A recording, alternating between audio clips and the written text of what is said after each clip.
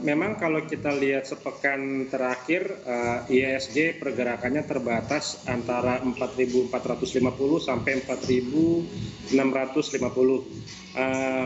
Di satu sisi, sektor telekomunikasi, lalu juga sektor basic industry itu yang menopang kenaikan IHSG. Tetapi di sisi lainnya, sektor perbankan, khususnya bank-bank buku 4 itu sudah mengalami koreksi yang cukup besar. Nah, itu yang menghambat kenapa IHSG penguatannya juga sudah mulai terbatas. Nah, tetapi ada kabar baiknya juga, mungkin kan besok malam ya, kemungkinan ya, besok malam kan itu the Fed meeting.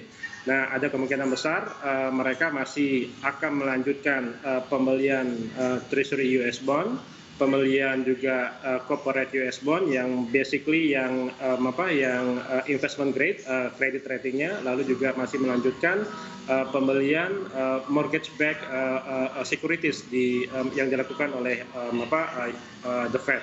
Nah, itu yang membuat kenapa secara global financial market itu penguatannya masih berlanjut ya, karena memang dalam arti lain The Fed masih printing uang ya, dan itu yang membuat balance sheet-nya The Fed cukup membengkak. Sekarang ini sudah hampir mencapai 7 triliun US dollar, dan itu juga the biggest size balance sheet-nya The Fed selama historis, hampir 7 triliun US dollar. Nah, itu yang membuat kenapa secara global financial market masih melanjutkan penguatan. Nah, apalagi kalau besok masih ada tanda-tanda dovish dari The Fed yang kemungkinan besar masih akan melanjutkan dovish tone-nya, itu IHSG masih akan kemungkinan besar melanjutkan penguatannya.